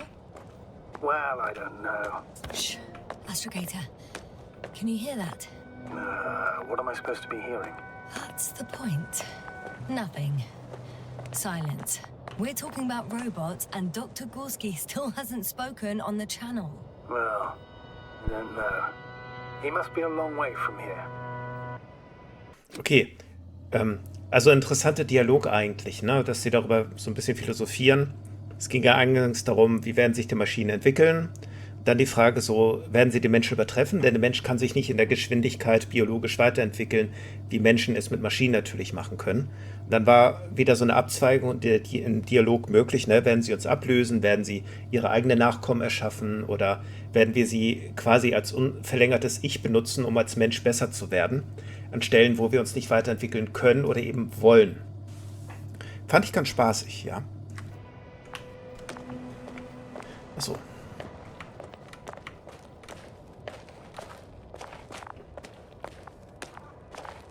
These bushes are kind of weird. You Yeah. better stay away, Doctor. I'd like a brief description. Just keep a distance. Allow me to use the language I would use to describe living forms, sir. Of course. So they look like pituitary, brush-like formations. They're high, more or less, from 1 to several meters. They grow out of cracks in the bare rock.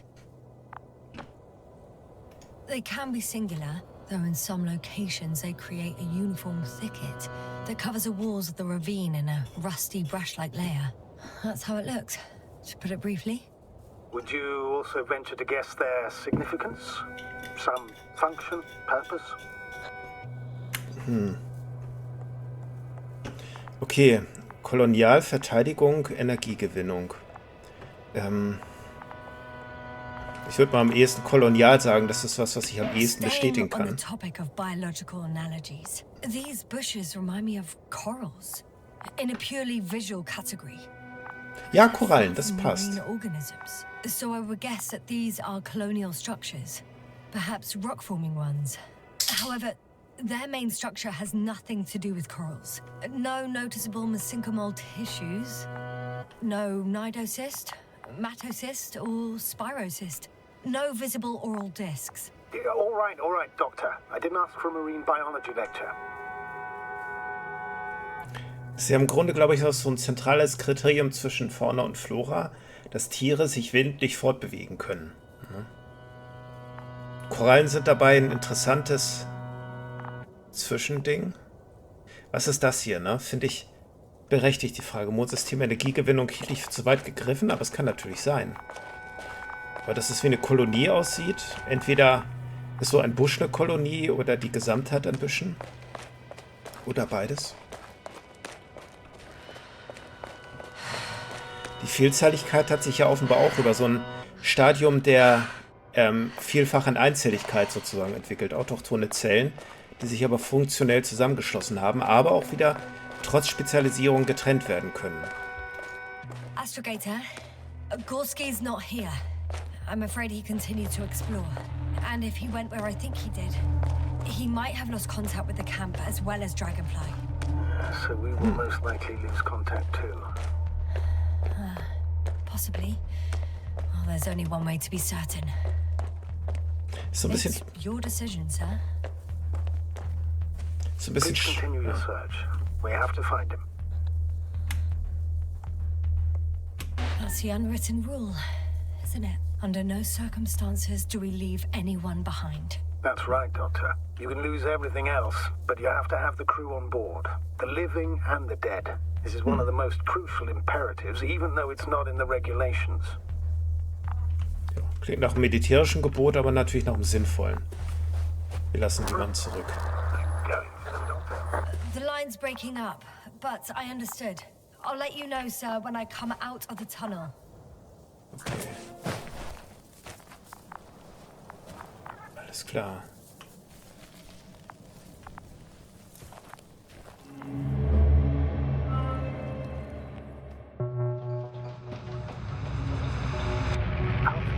Hä? Bin ich jetzt Novik? Nee. Nee, Novik bin ich nicht, aber hier, ich bin allein. Wer bin ich? Oder ist es ein Flashback von ihr? Novak bin ich nicht, dann müsste ja Crowther bei mir sein. Ah, sie erinnert sich. Roger that. Ja. Wissen wir ja gleich, was passiert ist.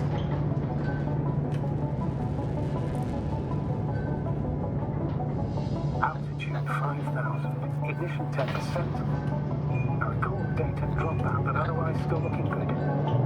Entering final section. Oh, schön. Copy.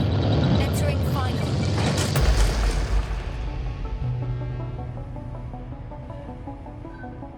Hopper has landed. I repeat, Hopper has landed. Astrogator, can you hear me?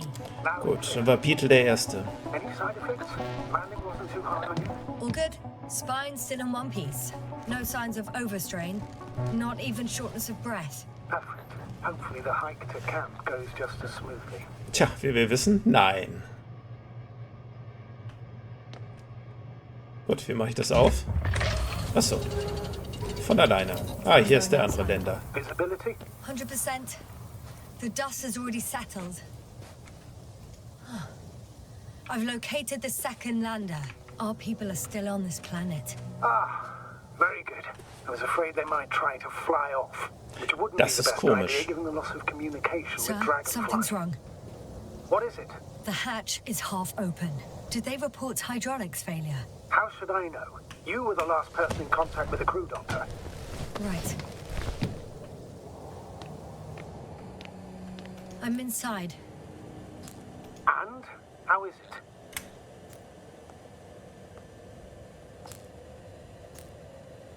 Even if they wanted to, they couldn't go back to Dragonfly. Their lander looks damaged, to put it mildly. Or more accurately, it seems like a storm has passed through it. Understood. I mean, I don't understand how it happened. But that means... Hopper is the only vehicle that can take us home. Affirmative. Right. Well, then we can't afford another mistake. I'm taking the lander into orbit. I'll send it directly to the camp as soon as we find a suitable landing zone. Stimmt, das ist auch ein Problem, ne? We've gotten out of worse than this. Equipment breaks from time to time, that's normal. But now... Go ahead. What's bothering you? This lack of communication. It takes too long. Especially considering there's a cyberneticist amongst them. Yes. It worries me too.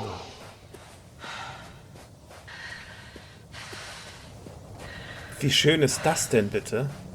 Und ist das ein Meer? Warum habe ich das vorher nicht gesehen? Wie lange war ich ohnmächtig? Das ist ja abgefahren. Sonne, ein anderer Planet, furchtbar dicht. Ich hätte jetzt gesagt Mond, aber die haben vorhin auch noch einen anderen Planeten gesehen, ohne Ringe. Damn, you were right, Cobble. Aber hallo. Oder halluziniert sie gerade? Ah, stimmt, es ist ein Drama, wenn der Länder auch noch kaputt geht, ne? Die werden hier tatsächlich gestrandet. Wahrscheinlich kann die Dragonfly hier nicht landen. Übel.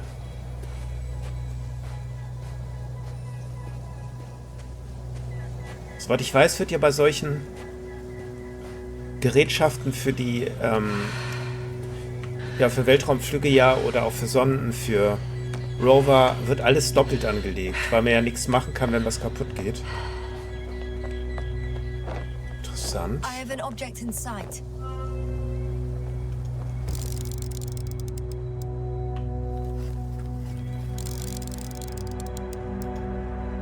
This is where they searched the ocean's biocenosis. Meaning... Oh, where they caught that fish, right? Yeah. They stopped here first, then walked along the coastline northward. Correct. But I think you might consider taking a shortcut towards the east, straight to the camp. Das ist ja auch interessant, dieser Stein. Richtig scharf gestellt?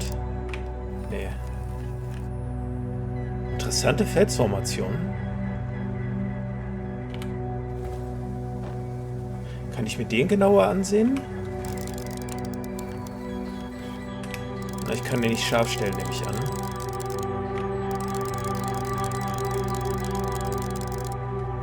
Nee. Nur bis 700 Meter.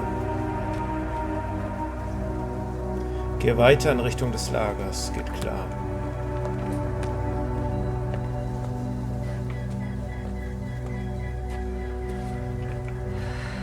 Oder kann ich das Seil hier benutzen?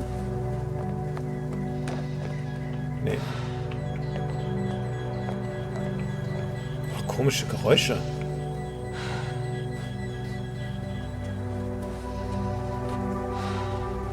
Was ist das? Müll. They stopped for a break. How do you know? Are there any signs of the crew? Some slob left litter here. Had no respect for an alien ecosystem Ja. at all. What kind of litter? Cigarette butt, a crumpled pack. So, taking off the helmet for no good reason.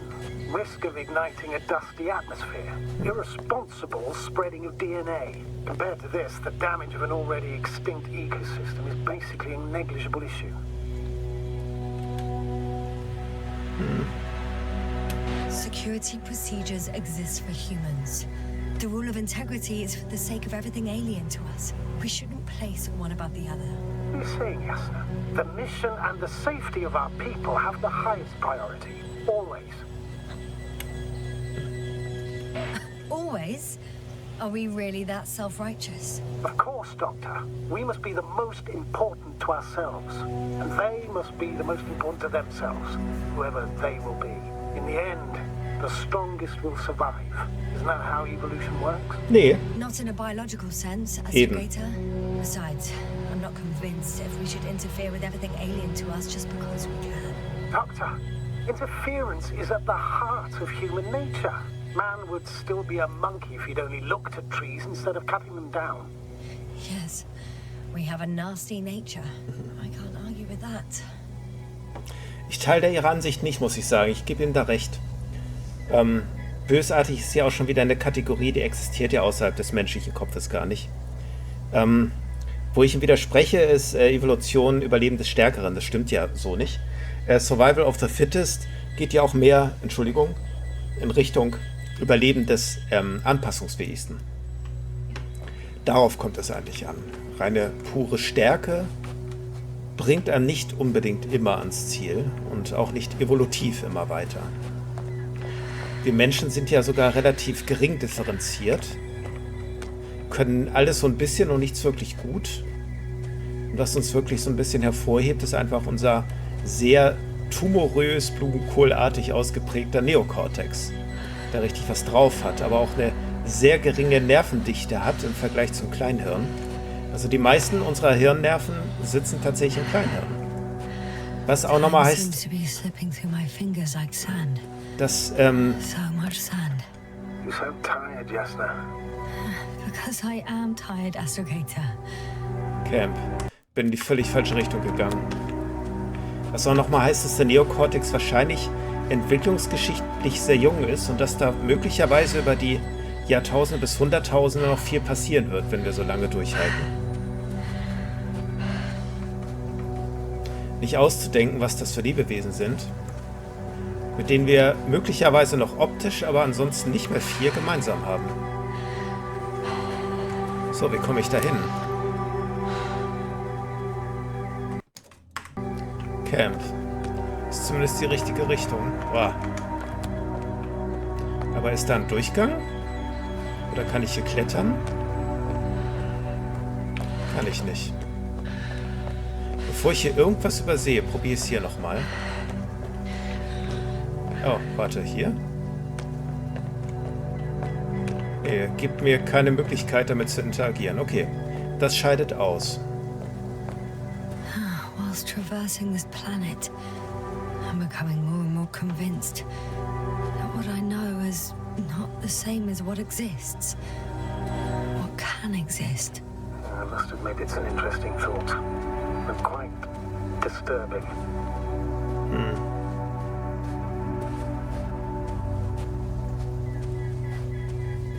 Ich finde, allein sich so ein bisschen mit diesem Thema zu befassen, auch wenn man vielleicht nicht besonders tief geht, und das würde ich von mir sagen, besonders tief bin ich nicht drin, aber ich finde es ganz spannend.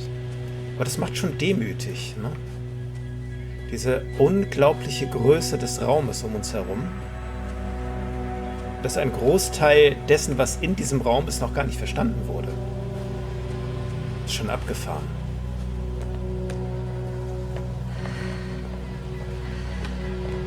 Okay, wie komme ich jetzt hier weiter? Hier geht es auch nicht voran. Oder? Jetzt stehe ich ein bisschen auf dem Schlauch, muss ich sagen. Ah, okay, ich bin zu weit vom Kurs ab. Dann doch dort lang. Das erschien mir zu weit abseits, aber ich bin einfach nur falsch gelaufen. I have a feeling we're in the dark. We have to find a way. Ja, wir schaffen das schon. You should move on. That's not quite what I meant. But yeah, I probably should. Das fiel mir vorhin schon auf. Die sprechen hier von Fliegen. Aber ich gehe doch ganz offensichtlich. Yes, I confirm. This rate will reach the camp within an hour. Eine Stunde? Okay, schauen wir lieber nochmal. Ja, eindeutig. Ich habe da echt kein gutes Gefühl für den Raum, scheint mir.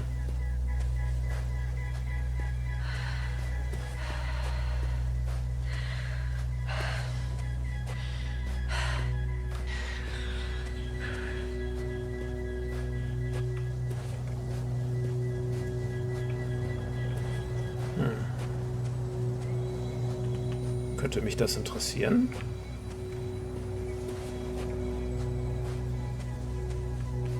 Nö. Okay.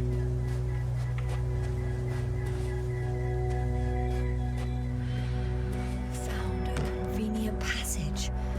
Excellent. Please speed ahead. You still have a long way to go.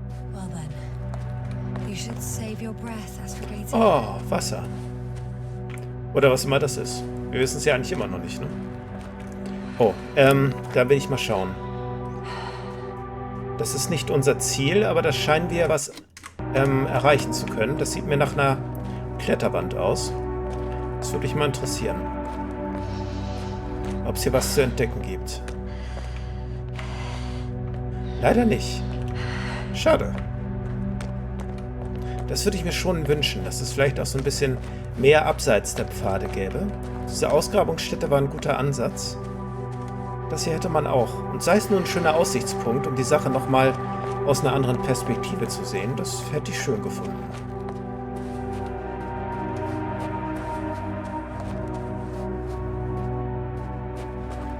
Ah, auch wieder diese Büsche. Sie hat sich an all das nicht mehr, aber er? Na gut, er hat sich da blind gehalten. Astrogator, I found a peculiar inorganic structure. It looks like some spiky metal growths. Artificial plants? Is spontaneous growth possible with this type of structure? Oh, I've never seen anything like this. I wish I had time to run some tests. Oh, mir geht's nicht gut hier. Oh. I feel nauseous. Suddenly. That's not it. I feel darkness. Okay. Hang on.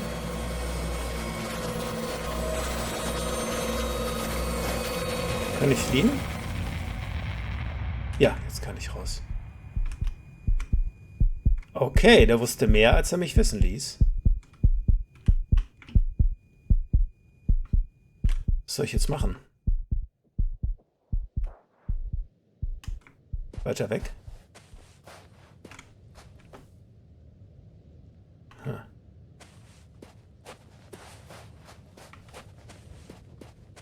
Oder muss ich da wieder rein?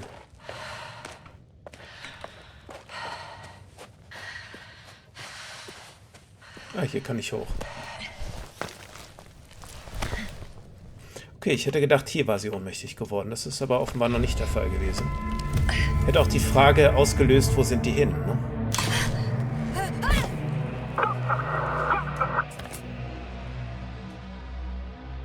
Okay, doch. Abgefahren. Hm. Warum hat er mir das nicht verraten? Ich kann ihn jetzt nicht mehr fragen.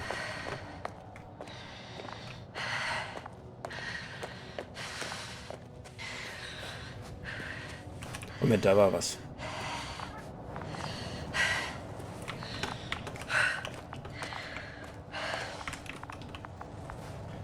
Na da.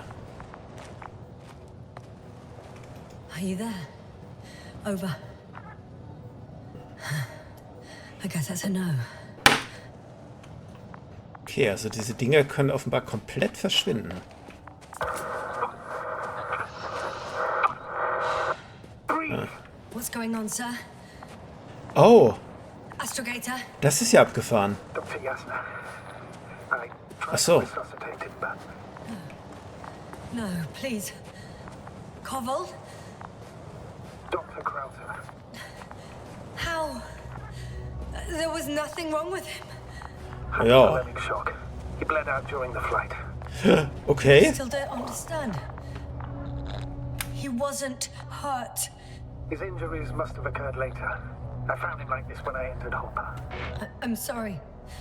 It's on me. It's my fault. No, Doctor.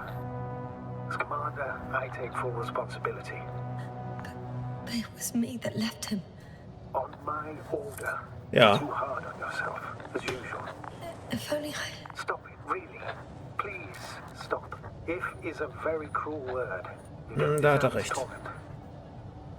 Aber ich fand es ein bisschen schade, dass ich nur die Wahl hatte zwischen ich bin schuld, du bist schuld, der Roboter ist schuld. Ich glaube, eine Schuldfrage hat sich für mich hier eigentlich gar nicht ergeben. Wir wissen ja gar nicht, was hier passiert ist und haben nach bestem Wissen und Gewissen gehandelt. Vielleicht sehe ich es aber auch zu trocken, weiß ich nicht. Gorski was here. His rope is still hanging from the slope. That's a good sign. Since he left it, he intends to come back this way. Guess I know where Gorski was going. Okay, kann ich hier runter? Ja. Going down after him. Tell me one thing, sir. What did you do with Crofter's body? I placed him in a cryo chamber. Are you going to use a grave tapper? Yes, I'm considering that as a possibility. What is your opinion? Should we look into their heads? Ah, dafür ist das The da. more we learn, the better chance we have to help Cobble. Ein Nekroextraktor, okay. Holt Erinnerungen aus dem Hirn. Just that report. One sec.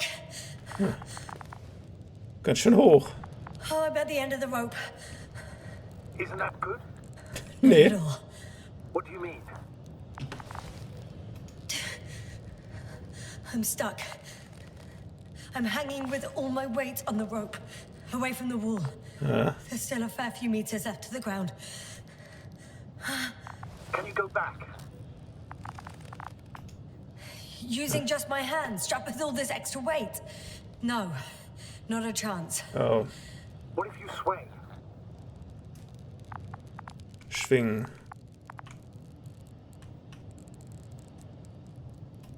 I can just jump off. Is that safe? Nee. A substantial fall on unsteady ground. This is hardly a maneuver that I would describe as safe.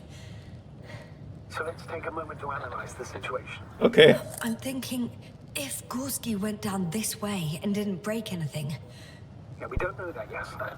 He could keep going even with injuries. Das stimmt.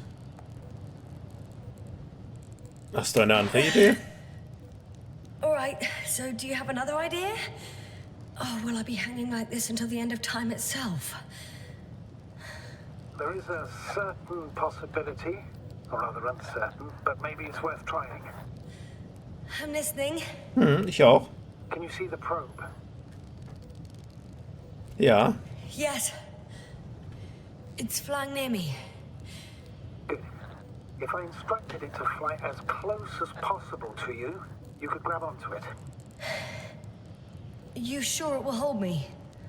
That I cannot guarantee. Aber zumindest können sie bremsen, ne? All right, let's give it a try. I'm entering the instruction. You must guide me. 1 Meter voraus. 1 meter forward.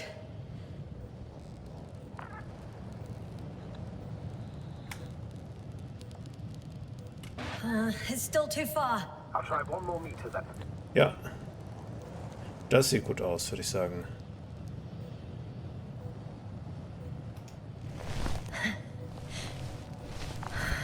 Ja. Is the maneuver complete? Ja, gut. Ha, Could sehr say schön. so. I fell from a lower height. It was a soft landing, though. Okay, und was ist das? Okay. Oh, das geht ineinander über. Das Gestein und diese Röhren. Da hinten sieht man, wie... We had our last contact with Regis a few minutes after noon. Even then, Dr. Gorski was walking alone. Communications blew up shortly before he got here. This place is amazing. It's all made up of these structures. Except they don't look like creations of nature anymore. Maybe that's why Dr. Gorski, not to mention the Alliance. Wahnsinn. If we're looking for something on this planet, this could be it. Ja. These structures form entire multi-story complexes. They look like a city. Are you saying that... No. There's no point in jumping to conclusions yet. Wahnsinn. Dr. Gorski set up the flags. So, he kept going, despite the lack of communication with the rest. You'd have to see it with your own eyes, sir. This place. Gorski may have lost himself in his discovery. Are you joking, Doctor? Lost himself, Gorski. He may not have respect for the unknown, but he has his feet firmly on the ground. Should be looking for a way back by now. I think he must have discovered something. And since he suffers from excessive ambition, he's capable of stupid acts in the name of a breakthrough. Well, I admit, that sounds more like him. You must trace his steps, Doctor. I'm working on it. Da, ne? Left or right? Left. Spalt klingt gut. Ja. All right. I'll squeeze through the passage. Alles klar. 2 more hours. Huh? That's all Gorski has left of oxygen, at best. And at worst? He's just finishing it up. Though it all depends on his activity.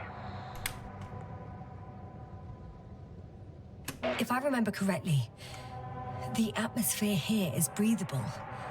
Basically, yes. Dr. Krauter, however, warned that the methane content... I know. But the effects won't be immediate. That gives us a few extra hours. Mhm. These constructions don't have a clear division into functions. They're huge, complicated, and uniform at the same time. Do you have any idea where all this could have come from? I'm aware without tests you can't do much. But let's say on first inspection. Ich würde sagen, das Metall wächst irgendwie von allein. It's hard for me to imagine that any biological forms could survive here. The interiors of these structures are filled to the brim with wires and rods. So maybe this metal builds up somehow, by itself. Oh, you've already said something similar before. Just after landing, when you found those bushes. Yes, right. Okay.